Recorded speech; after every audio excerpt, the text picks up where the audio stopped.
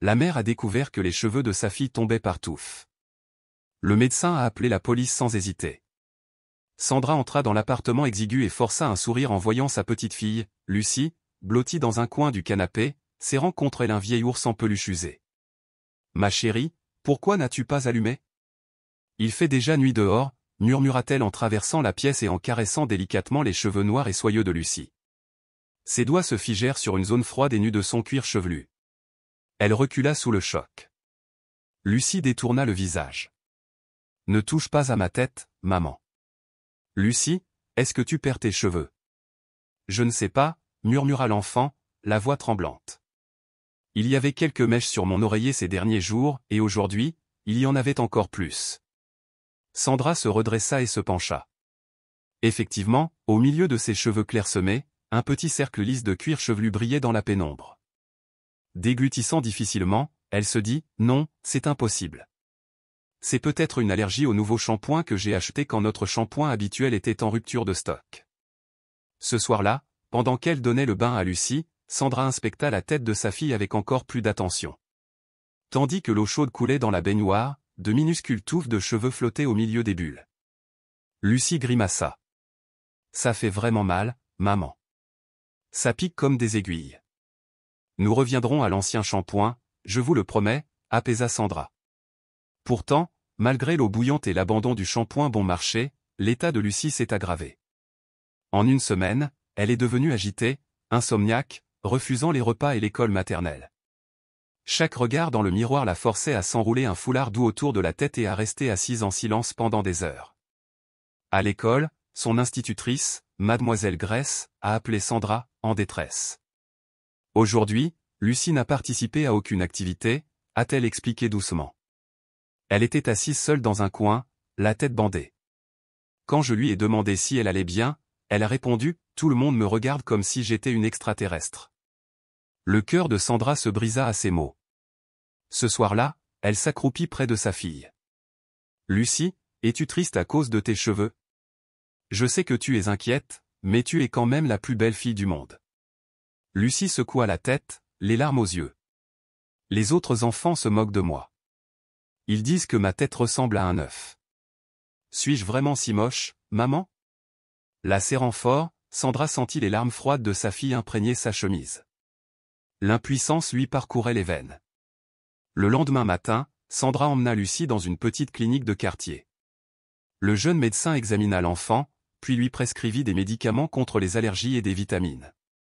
Mais une semaine plus tard, les cheveux de Lucie continuaient de tomber et des plaques rouges et irritantes apparurent sur son cuir chevelu. Déterminée, Sandra se rendit chez le docteur Carter, un dermatologue réputé du centre-ville. Elle prit congé de son travail pour accompagner Lucie dans la clinique spacieuse et lumineuse. Le docteur Carter, un homme calme d'une soixantaine d'années aux cheveux grisonnants, s'agenouilla pour soutenir le regard de Lucie. « Quel âge avez-vous ? » 6. Vous ressentez beaucoup de démangeaisons. Où avez-vous mal ? Lucie a pointé sa tête du doigt et a marmonné, ça pique comme des aiguilles, surtout quand maman la lave. Fronçant les sourcils, le docteur Carter demanda à Sandra la permission d'examiner le cuir chevelu de sa fille. Tandis qu'il écartait les cheveux fins avec une lampe torche et une loupe, son expression s'assombrit. « Étrange, » murmura-t-il. « Ces plaques rouges ne sont pas dues à une allergie classique. Le cuir chevelu semble abîmé, comme s'il avait été en contact avec un produit légèrement corrosif. » Sandra retint son souffle. « Que voulez-vous dire, docteur ? Je n'ai utilisé que du shampoing classique et de l'eau bouillie. » Le docteur Carter marqua une pause, puis fit signe à l'infirmière. À son retour, sa voix devint solennelle. « Mademoiselle Sandra, je dois vous poser des questions difficiles. Avez-vous changé votre alimentation en eau ? Avez-vous utilisé des pesticides ou des produits de nettoyage puissants à la maison ? Non, rien, juste de l'eau en bouteille ordinaire et un shampoing pour enfants appelé Lunakis. Tu l'as avec toi ? Demanda-t-il. Je peux envoyer une photo, répondit Sandra, la voix tremblante. Il hocha la tête et prit des notes. Je soupçonne une exposition à des produits chimiques environnementaux. Je vais prélever un échantillon de cheveux et signaler les faits au service de santé par mesure de précaution. Sandra se figea. Docteur, pensez-vous que j'empoisonne mon propre enfant ? Il posa doucement une main sur son épaule. je ne tire aucune conclusion.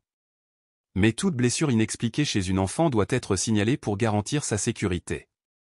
En attendant les résultats, n'utilisez aucun produit, même l'eau du robinet, sur son cuir chevelu. Le regard effrayé de Lucie croisa celui de sa mère. « Est-ce que tous mes cheveux vont tomber, maman ?» Sandra murmura, « Non, chérie », même si son propre cœur se brisait. À la maison, Sandra s'agitait comme si elle était hébétée. Le lendemain matin, alors qu'elle réchauffait sa soupe, son téléphone sonna. Elle s'essuya les mains et répondit. « Bonjour, je suis Martha, infirmière en chef à la clinique du docteur Carter. L'échantillon de cheveux de Lucie a été envoyé pour analyse. En attendant, nous avons besoin de plus d'informations sur les produits que vous avez utilisés. » J'ai tout arrêté. Seulement le shampoing Lunakis, bleu, parfumé au jasmin, acheté à un certain Jacques près de Broad Street, s'étrangla Sandra. Martha répondit gentiment, « Merci. Et évitez là aussi les rayons du soleil et le vent froid, son cuir chevelu est extrêmement sensible. » Après l'appel, Sandra resta figée, les souvenirs de ce stand exigu revenant en mémoire, les cheveux lissés en arrière de Jacques, ses yeux glacés alors qu'il insistait, « Prends 2 bouteilles, tu vas adorer », se vantant que cela se vendait comme des petits pains. Cet après-midi-là, le lieutenant Mark Anderson, de l'unité des crimes environnementaux de Richmond, arriva à la clinique du docteur Carter. Il écouta le médecin exposer le cas de Lucie, pas de maladie fongique, inflammatoire ou auto-immune, exposition chimique. Le regard sévère d'Anderson croisa celui de Carter. « Je vais charger quelqu'un d'enquêter sur le produit et sa provenance. » Le docteur Carter fit glisser le dossier, le biberon Lunakis conservé, des échantillons de cheveux, des photos de cuir chevelu, un reçu sans numéro d'identification fiscale. Anderson se leva et hocha la tête. « On va gérer ça avec précaution. » Le lendemain matin, juste après que Sandra ait fini de donner sa bouillie à Lucie, on a frappé à la porte. « Maman, qui est-ce » murmura Lucie en resserrant son foulard autour de son petit visage. « Reste ici, ma chérie, » lui ordonna doucement Sandra. Elle entra dans le couloir, ouvrit la porte et se figea. 2 hommes en uniforme de police impeccable se tenaient là, encadrant une femme en blouse blanche ornée de l'insigne du département de la santé de Richmond. « Madame Sandra Thompson » a demandé un officier. « Oui. Que se passe-t-il » La voix de Sandra tremblait. « Je suis le lieutenant Anderson, dit-il, et voici la coordinatrice environnementale, Madame Adrienne Russell. Nous devons inspecter votre domicile et prélever des échantillons d'eau, de produits cosmétiques et de nourriture, conformément à la loi sur la protection de l'enfance. » Le cœur de Sandra battait fort. « Attendez, je n'ai rien fait de mal. » « Ce n'est pas ce que nous insinuons, » intervint doucement Adrienne. « C'est obligatoire.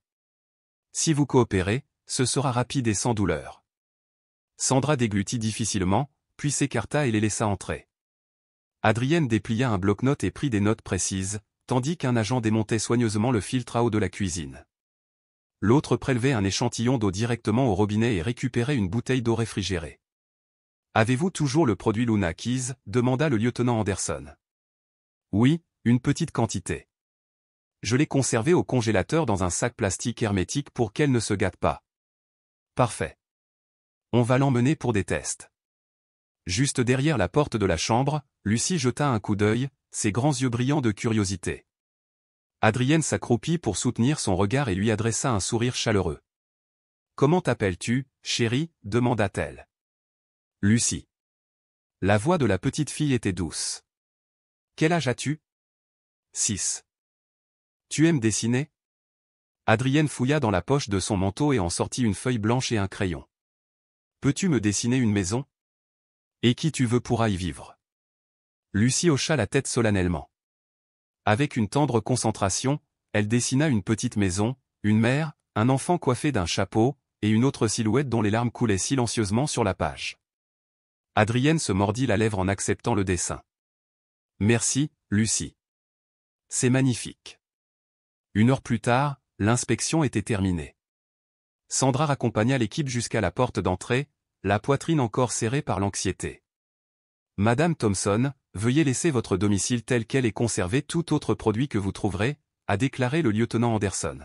« Nous vous contacterons dès que nous aurons les résultats du laboratoire. »« Je comprends. »« Et, merci » parvint à dire Sandra, le regard vitreux. Ce n'est pas grave. Tu fais ce qu'il faut, ajouta gentiment Adrienne. Ce soir-là, Sandra alluma la télévision pour aider Lucie à manger. Un bulletin d'information locale apparut à l'écran, un avertissement concernant les cosmétiques pour enfants non réglementés à Richmond et une enquête en cours sur un cas de lésion du cuir chevelu. Lucie leva les yeux. « Est-ce qu'il parle de moi, maman ?» Sandra serra la main de sa fille. « Non, ma chérie. Ils font ça pour protéger les enfants comme toi. Tout ira bien. » Lucie pinça les lèvres et soupira. « Je me sens fatiguée. »« Je sais. Tu n'es pas obligé d'aller à l'école demain. On restera à la maison pour jouer. » Les doigts de Lucie effleurèrent le tissu lisse de son foulard. « Je ne veux pas que quiconque voie ma tête. Tu peux porter un chapeau ou une écharpe, comme tu le souhaites. N'aie pas peur de la lumière, tu n'as rien fait de mal. » Lucie hocha la tête et se blottit contre l'épaule de sa mère, les yeux fermés. Une notification retentit sur le téléphone de Sandra. Elle venait de Grace, l'institutrice de Lucie. « Sandra, j'ai eu des nouvelles du service. » Lucie est-elle l'une des enfants concernés? Je suis très inquiète. Si tu as besoin de quoi que ce soit, n'hésite pas à me le faire savoir, je connais quelqu'un en pédiatrie. Sandra a répondu « Merci. C'est très gentil. Nous la suivons de près. » Le lendemain matin, Sandra se rendit au magasin de Jacques, celui où elle avait acheté le shampoing maudit. La sonnette au-dessus de la porte sonna lorsqu'elle entra. Jacques se tenait derrière le comptoir, comptant les factures. « Mademoiselle Sandra. Ça faisait longtemps qu'on ne s'était pas vu. Vous vous souvenez de moi? » « Bien sûr, » dit-elle d'une voix tremblante. « J'ai acheté du shampoing pour enfants ici. » « Alors?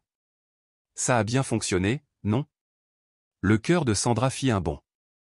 Ça a tellement bien marché que ma fille a perdu ses cheveux. Les yeux de Jacques s'écarquillèrent. « Je suis désolé, quoi? » Lucie, 6 ans, perte de cheveux, lésion du cuir chevelu, brûlure. La police a prélevé des échantillons et mène l'enquête. L'expression de Jacques se durcit. « Et, ne m'en voulez pas. Je ne suis que le vendeur. Ça vient d'un distributeur, j'ai les factures. » « Des factures » s'exclama Sandra. « J'ai payé comptant. Pas de reçu. Pas de certificat. Vous avez vendu des bêtises à des gens qui n'avaient pas les moyens de se payer autre chose. » Un client plus âgé leur jeta un coup d'œil. Jacques fronça les sourcils. « Ne faites pas de bêtises. Si vous avez une plainte à formuler, consultez un avocat. » Sandra se figea, le poids de ses paroles pesant sur elle. « Ce qui est arrivé à ma fille, c'est ma faute. » Jacques haussa les épaules. « C'est toi qui as choisi le produit. » Sandra se détournait, chaque pas pesant. Les derniers mots de Jacques résonnaient dans sa tête, « Tu as choisi le produit. » Plus tard dans la semaine, son téléphone a de nouveau sonné, ministère de la Santé. Les mains tremblantes, elle répondit, « Bonjour, c'est Sandra. »« Bonjour, » dit une voix posée. « Ici le docteur Daniel Rogers, chef du laboratoire de toxicologie. Je vous apporte les résultats de Lucie. » Sandra s'affala sur une chaise. « Quelque chose ne va pas? Nous avons détecté des niveaux anormalement élevés de formaldéhyde dans ses cheveux, ainsi que de l'ammoniac et d'autres produits chimiques industriels. »« Du formaldéhyde, quoi ?» murmura Sandra. « C'est un conservateur puissant qui peut brûler la peau et le cuir chevelu. À forte dose, il provoque la chute des cheveux, des brûlures chimiques et même des problèmes respiratoires. Mais je n'utilisais que du shampoing, étiqueté pour enfants. Notre analyse montre que le shampoing contenait 16 fois la limite légale de formaldéhyde et d'ammoniac, comparable à une solution pour permanente. Il s'agissait d'une contrefaçon, reconditionnée sous la marque Lunakis. » Des larmes coulaient sur les joues de Sandra. « Ai-je empoisonné mon enfant sans le savoir? » Vous n'aviez aucun moyen de le savoir, lui assura le docteur Rogers. Nous avons transmis le dossier à la police et au Bureau américain de la sécurité alimentaire. Pour l'instant, évitez tout produit suspect, protégez-la du soleil et de la poussière, et reposez-vous. Nous avons prévu un examen complet à l'hôpital pour enfants de Richmond ce lundi. Sandra a noté les détails, ses mains tremblant encore longtemps après la fin de l'appel. Cet après-midi-là, le lieutenant Frank Mitchell et l'inspectrice Sylvia Nelson du Bureau de la sécurité alimentaire des États-Unis se sont présentés à sa porte. « Madame Thompson, nous avons besoin de plus de détails sur ce shampoing », commença Mitchell. Sylvia ouvrit son ordinateur portable sur la table basse. On a scanné le code barre, il ne correspond à aucun code Luna officiel. Le logo est légèrement déformé. L'emballage est légèrement décalé. Sandra écoutait, la gorge serrée par la culpabilité et la peur, se demandant comment une simple bouteille de shampoing pouvait faire de tels ravages dans la vie de sa fille. Le code QR ne menait pas au site officiel de la marque, et dans la version texane, le mot « tear-free » était même mal orthographié. Je ne l'avais pas remarqué, je pensais simplement qu'un produit bon marché conçu pour les enfants devait être sûr. Mais c'est précisément là le danger. La voix de Sylvia était sèche tandis qu'elle regardait par-dessus ses lunettes. Ces produits contrefaits sont conçus pour cibler les consommateurs à faible revenu, des personnes qui essaient d'économiser de l'argent, qui scannent rarement les codes barres ou vérifient les certifications. Sandra baissa la tête, la voix brisée. Elle ferma les yeux et murmura, « Je voulais juste qu'elle soit propre, qu'elle sente bon comme ses camarades. » Mitchell intervint doucement. « Ce n'est pas ta faute. En vérité, de nombreux enfants ont déjà été victimes, comme Lucie.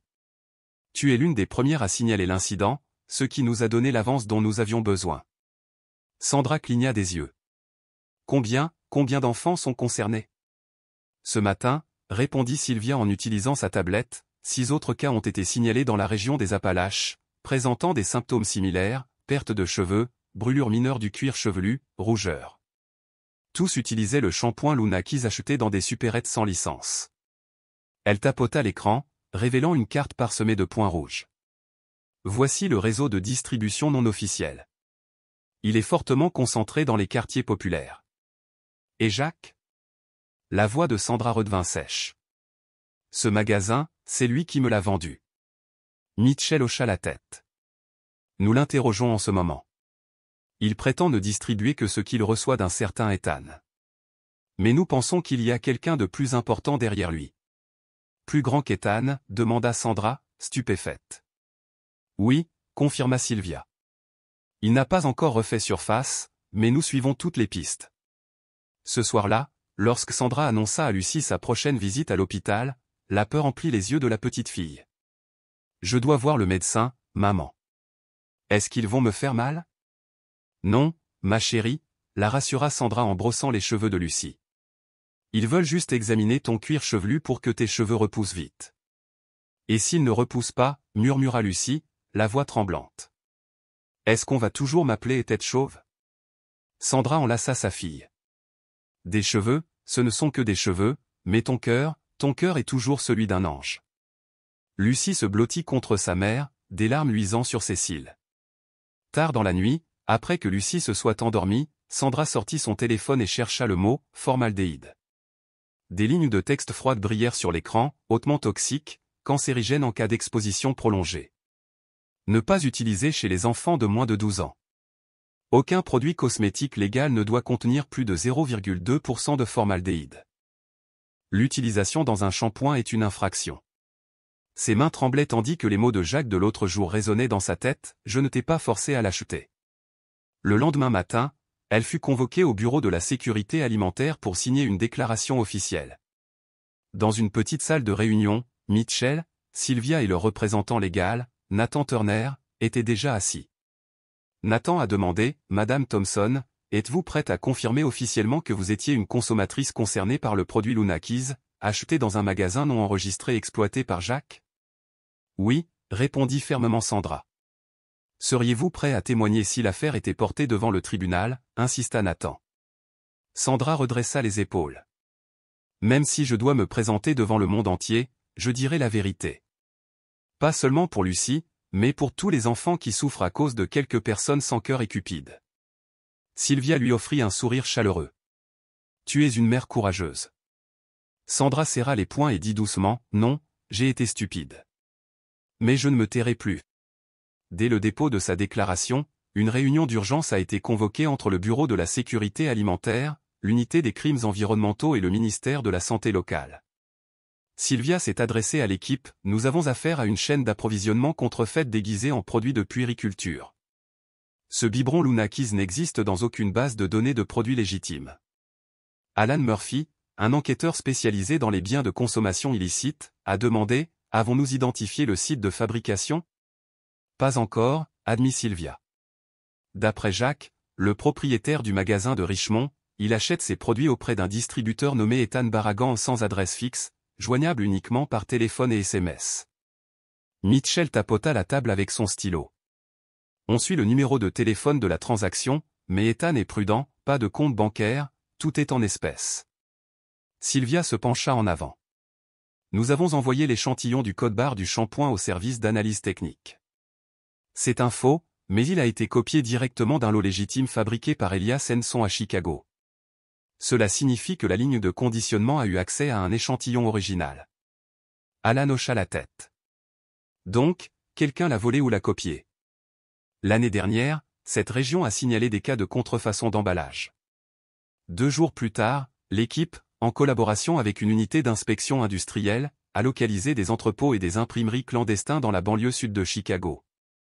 Dans un entrepôt exigu, un employé a d'abord refusé l'entrée, jusqu'à ce que Sylvia présente un mandat de perquisition signé par un juge. Le volet métallique s'ouvrit en grinçant, et une forte odeur chimique s'en échappa. Mitchell et Alan enfilèrent des masques et entrèrent, leurs lampes de poche éclairant l'obscurité. Sylvia força une caisse poussiéreuse, des dizaines de flacons de shampoing bleu au scellé décoloré et brisé, l'un d'eux laissait même échapper un liquide acre et décoloré. C'est ça, confirma Sylvia en désignant le logo Lunakis défectueux, le trait brisé sous le « L » correspondant parfaitement. Scellez le lot et transportez-le pour analyse. Parmi des rouleaux d'étiquettes contrefaites, une petite imprimante à jet d'encre industrielle et une liste d'expéditions manuscrites détaillant les livraisons à Mignard, un nom répété encore et encore, Edward Lawson. Ce soir-là, au bureau de la sécurité alimentaire, le personnel feuilletait des documents jusqu'à ce que Mitchell pointe le panneau « Edward Lawson, propriétaire de la chaîne Best Value Minimart, a été condamné à une amende en 2021 pour avoir importé des produits alimentaires intraçables via la ville de la Nouvelle-Orléans. Il est également propriétaire de LS Soul Distribution Company, opérant à Chicago et à Tucson, il est le principal suspect derrière l'affaire Ethan. Avons-nous des preuves le reliant à l'imprimerie de Chicago, demanda Sylvia. Pas encore, admit Alan.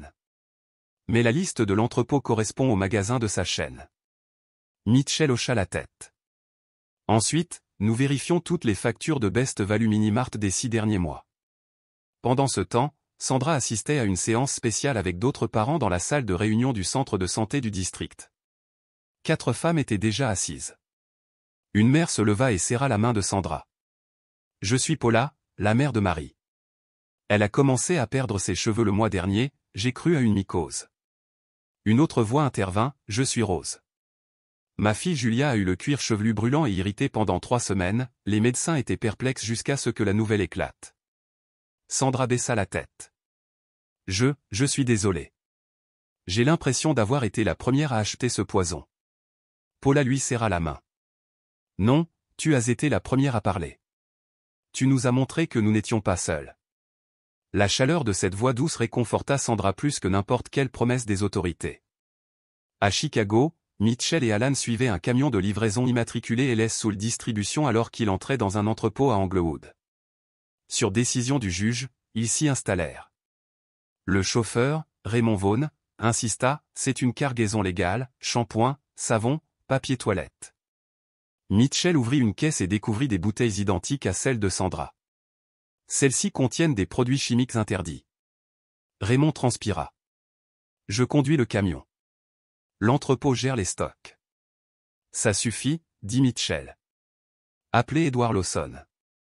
Le lendemain matin, dans un gratte-ciel du centre-ville de Chicago, Edward Lawson recevait un investisseur lorsque 2 officiers et Mitchell se présentèrent à sa porte. Nous avons reçu une convocation du tribunal pour enquêter sur la fabrication et la distribution de produits contrefaits causant de graves dommages aux enfants, a déclaré Mitchell. Lawson fronça les sourcils. Je crois que c'est la mauvaise personne. Mitchell a produit le document. Vous avez le droit de garder le silence et de consulter un avocat, mais je doute que le silence puisse laver le sang de vos mains. Alors que la nouvelle de son arrestation était diffusée à la télévision, Sandra était en train d'éplucher des pommes dans sa cuisine lorsque Lucie a crié « Maman, c'est lui le méchant, n'est-ce pas ?» Sandra se précipita au salon et s'agenouilla près de sa fille. « Oui, ma chérie. C'est lui qui a fait tomber tes cheveux, et il va payer. » Le lendemain matin, au commissariat du district d'Englewood, Edward Lawson était assis, menotté, à une table en métal froid. Mitchell et Sylvia étaient assis en face, imperturbables. Nous avons des preuves provenant de l'entrepôt de South Chicago, emballage, registre de distribution, qui remontent tous jusqu'à LS Soul Distribution sous votre nom, a commencé Mitchell. Lawson se pencha en arrière. Je suis un homme d'affaires. Je vends des produits sur commande. S'il s'agit de contrefaçon, blâmez le fournisseur. Sylvia ouvrit son ordinateur portable et y projeta des photos d'étiquetages erronés et des rouleaux d'autocollants, Luna Keys, avec le logo brisé. Pas de label CE, pas de certification, juste des bouteilles en plastique contenant des produits chimiques mal étiquetés et commercialisés auprès des enfants. Lawson soupira. C'était peut-être un lot défectueux. Je n'inspecte pas chaque bouteille. Sylvia frappa du revers de la main. Vous avez exploité des familles pauvres pour le profit. Vous saviez qu'elles n'avaient pas les moyens d'acheter des produits de marque, alors vous leur avez vendu du poison. Mitchell jeta un dossier sur la table. Grâce à vous, au moins 7 enfants sont sous traitement médical, certains pourraient souffrir de séquelles permanentes. Lawson ne dit rien, ne montrant ni confession ni remords, comme s'il les mettait au défi de l'arrêter. De retour à Richmond, Sandra préparait le dîner lorsqu'on frappa à la porte. C'était Alan Murphy, portant une grande enveloppe. Madame Thompson, je reviens de Chicago avec le rapport d'enquête préliminaire, dit-il en entrant. Lucy, qui jouait dans un coin, resserra son foulard et s'éclipsa dans sa chambre. Sandra soupira. Elle est encore très sensible, ses cheveux ont arrêté de tomber, mais elle refuse de se regarder dans le miroir. Alan posa l'enveloppe sur la table. Edward Lawson, en plus de sa chaîne de mini-marché et de sa société de distribution, a établi 3 ateliers clandestins près de Chicago. Il ne mélangeait pas les produits chimiques lui-même, mais il engageait des ingénieurs chimistes sans licence pour le faire. La voix de Sandra tremblait. Quel genre de produits chimiques? Le regard d'Alan était grave. Ammoniac industriel, formaldéhyde à haute concentration et parfums synthétiques généralement utilisés dans l'eau de Javel ou les déodorants pour toilette. Sandra frissonna. Et c'était sur la tête de ma fille. Alan serra le poing contre son flanc tandis qu'il tendait à Sandra le courriel accablant. Il suffit de le diluer, non? Les enfants ne le remarqueront pas. Un joli emballage suffit. Ces mots étouffèrent Sandra. Des larmes tremblèrent sur ses cils inférieurs avant qu'elle ne les refasse. Je veux le voir, murmura-t-elle. Tu le feras, lui assura Alan d'une voix douce mais ferme. Si tu acceptes d'être notre témoin principal, le ministère de la Santé te soutiendra, toi et ta famille. Sandra jeta un coup d'œil vers la porte de la chambre. À l'intérieur, la douce berceuse de Lucie se mêlait au murmure de la nuit, sa petite main caressant un ours en peluche bien-aimé. Sandra inspira profondément, se préparant. Personne d'autre ne devrait plus rester silencieux, dit-elle enfin en hochant la tête. 3 jours plus tard, dans une salle de réunion fermée du département de police de Chicago, un porte-parole du ministère américain de la Justice est monté à la tribune. Des flashs ont explosé tandis que les journalistes se penchaient en avant. Aujourd'hui, nous accusons officiellement M. Edward Lawson, a annoncé le porte-parole, de fabrication de produits contrefaits ayant causé de graves dommages, de distribution de produits toxiques sans autorisation et de suspicion d'évasion fiscale. En quelques secondes, les gros titres ont explosé. CNN, un empoisonneur d'enfants arrêté.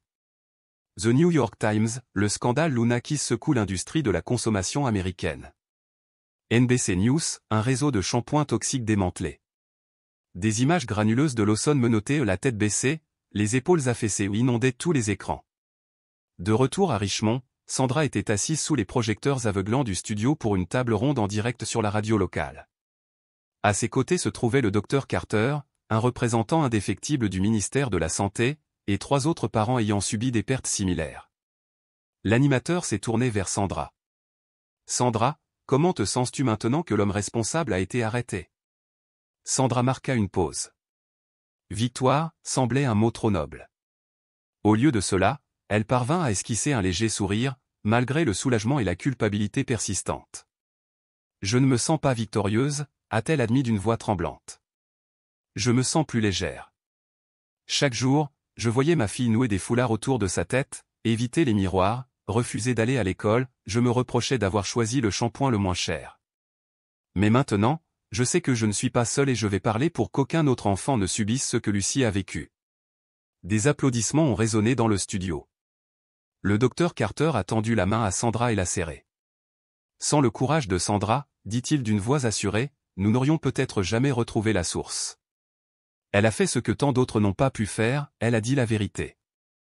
Ce soir-là, tandis que Sandra racontait l'échange à Lucie, les grands yeux de la petite fille brillaient. « Maman, es-tu une vraie héroïne ?» Sandra gloussa en serrant sa fille dans ses bras. « Je suis juste une mère qui a fait une erreur et qui a refusé de se taire. » Lucie la serra dans ses bras. « Alors, je peux être une petite héroïne, moi aussi ?» « Bien sûr, » murmura Sandra en déposant un doux baiser sur le front de Lucie. « Tu as été le premier héros, car tu as tout enduré. » Lucie retira lentement son foulard. Des cheveux courts et fins, pâles et nouveaux, poussèrent sur son crâne. Le cœur de Sandra se serra, des larmes lui piquèrent les yeux. « C'est joli, maman, » murmura Lucie. « Plus joli qu'un arc-en-ciel, » murmura Sandra en essuyant une larme. Alors que le scandale Lunakis se répandait, l'indignation publique s'est déchaînée. Sur les réseaux sociaux, des photos d'enfants glabres, effrayés et portant un foulard ont proliféré sous le hashtag #ThisIsNotJustShampoo. L'histoire de Lucie est devenue un cri de ralliement, celui qui a réveillé une nation. Pourtant, pour Sandra, ses projecteurs semblaient creux. Nuit après nuit, elle restait éveillée, inquiète, comment aider ma fille à retrouver la confiance qu'elle a perdue? À Saint-Louis, les cliniques de dermatologie étaient débordées. Le docteur John Andrew a consulté une autre mère effrayée et son petit patient, le 9e enfant à perdre ses cheveux à cause du shampoing Lunakis. « Comment s'appelle-t-elle » demanda-t-il doucement. « Jenna » répondit la mère. Ses cheveux ont commencé à tomber par plaques après 2 semaines d'utilisation du shampoing. Je pensais que c'était juste une allergie, jusqu'à ce que je voie les informations hier soir. Le docteur Andrew hocha gravement la tête. C'est la 9e en 2 semaines, tout avec les mêmes brûlures du cuir chevelu, les mêmes cheveux cassants. Et ce sont toutes des familles à faible revenu qui ont opté pour l'option la moins chère. Une infirmière à proximité secoua la tête. Combien d'autres s'en rendront compte trop tard? De retour à Richmond, Sandra reçut une invitation à une réunion de parents à l'école maternelle de Lucie. L'estomac noué, elle décida d'y aller, en partie par devoir, en partie pour se remonter le moral. Au début, la tension montait dans la salle. Quelques parents échangèrent des regards prudents. Puis, au fond, une femme blonde apparut. « Je suis la mère de Sophie », commença-t-elle. « Je tiens à te remercier, Sandra. Si tu n'avais pas réagi, ma fille perdrait peut-être aussi ses cheveux, et j'aurais mis ça sur le compte du stress ou d'une mycose. » Un père, tout en haut, intervint, la voix rauque, « J'ai acheté ce shampoing 3 fois. Il était bon marché, trop beau pour être vrai. Maintenant, je sais que le bon marché n'est jamais gratuit. » Des murmures et des hochements de tête circulèrent dans le cercle. L'enseignante Grace s'avança, brandissant un dessin que Lucie avait fait la semaine précédente, une maison sans porte ni fenêtre, une mère et sa fille en foulard, assises sous la pluie. « Les enfants comprennent plus de choses qu'on ne le croit, » dit Grace doucement. Leur peur n'a pas toujours besoin de mots. Sandra étudia le dessin, la douleur et la fierté se mêlant dans sa poitrine. Le lendemain matin, un groupe de parents du quartier s'est rassemblé devant la boutique Jacques Shop, l'endroit même où Sandra avait vendu le shampoing contrefait. Des pancartes, écrites à la main, indiquaient « Nous ne resterons plus silencieux. Arrêtez de vendre du poison à nos enfants. Chaque dollar est notre sang. » À travers la vitrine de la boutique, Jacques, pâle et tremblant, observait les visages furieux se presser. Quelqu'un a pris sa photo et l'a publiée en ligne. Les commentaires étaient impitoyables, un vendeur de poison, un diable en costume. Dans la soirée, la police avait temporairement scellé le magasin et confisqué les caisses non ouvertes pour une enquête plus approfondie. 3 jours plus tard, le New York Times publiait un article cinglant, Lunakis, une chaîne de crimes justifiés par la pauvreté.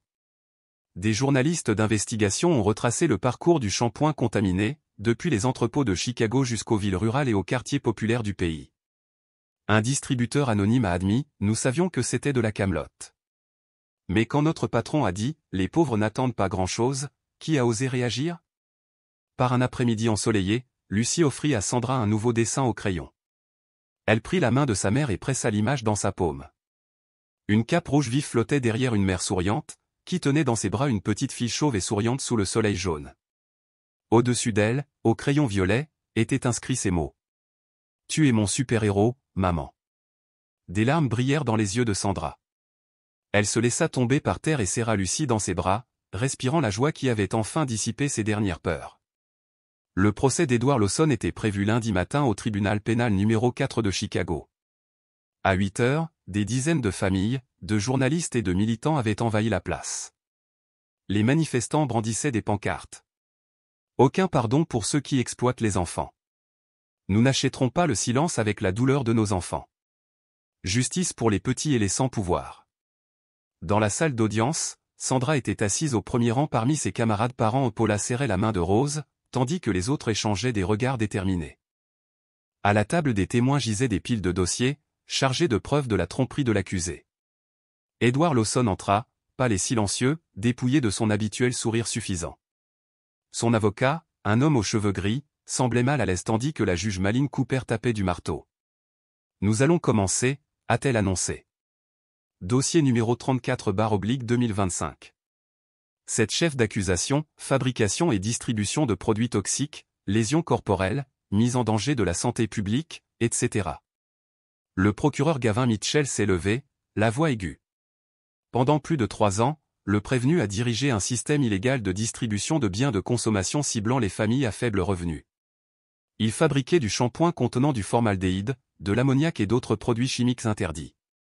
Regardez ce flacon échantillon, un innocent logo panda, sans larmes pour les enfants, à l'intérieur, un cocktail chimique qui brûle le cuir chevelu, arrache les cheveux, endommage les muqueuses et déclenche des allergies respiratoires. Il connaissait le danger et a continué malgré tout. Un silence s'abattit. Un parent dans la tribune sanglota. Mitchell se retourna, le regard dur. Ces enfants ont été blessés non seulement par les produits chimiques, mais aussi par le silence de la chaîne de distribution, un silence que le défendeur a exploité. Au cours des 3 heures qui ont suivi, le tribunal a entendu des images d'entrepôts, des traces de mets, des virements électroniques et des témoignages poignants. À l'appel de Sandra, elle s'est levée, le cœur battant. « Votre honneur, je m'appelle Sandra Thompson. Je suis la mère de Lucy. J'ai été la première à remarquer sa chute de cheveux et ses rougeurs au cuir chevelu. J'ai cru à une allergie. J'ai acheté le shampoing le moins cher pour économiser chaque dollar. Mais quelqu'un a mis du poison sur la tête de ma fille. Chaque lavage lui faisait mal, elle me demandait, « Maman, est-ce que je suis moche ?» Elle a arrêté de sortir, d'aller à l'école. Chaque larme qu'elle a versée était comme un coup de couteau dans mon cœur. De légers applaudissements retentirent derrière elle. La juge Cooper frappa du marteau. De l'ordre dans la salle d'audience.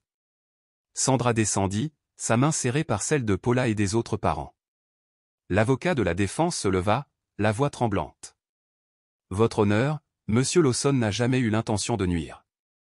Il faisait confiance à de mauvais partenaires. » Gavin Mitchell l'interrompit, objection, confiance mal placée. Nous avons des courriels, des proportions et des notes, tous rédigés par le défendeur. Objection retenue. Finalement, le marteau du juge Cooper est tombé pour la dernière fois. L'accusé Edward Lawson est reconnu coupable de fabrication et de distribution de produits dangereux ayant causé de graves dommages, notamment à des mineurs. Il est condamné à 16 ans de prison ferme et à verser 2,4 millions de dollars de dédommagement. Un cri de soulagement et des larmes emplirent la salle. Tandis que les policiers emmenaient Lawson, il croisa brièvement le regard de Sandra, la mère qui avait brisé son empire de tromperie. Dehors, Lucy serra la main de Sandra. « Il va aller en prison, n'est-ce pas, maman ?» Sandra hocha la tête, un sourire mêlé de larmes et de triomphe. « Oui, ma chérie.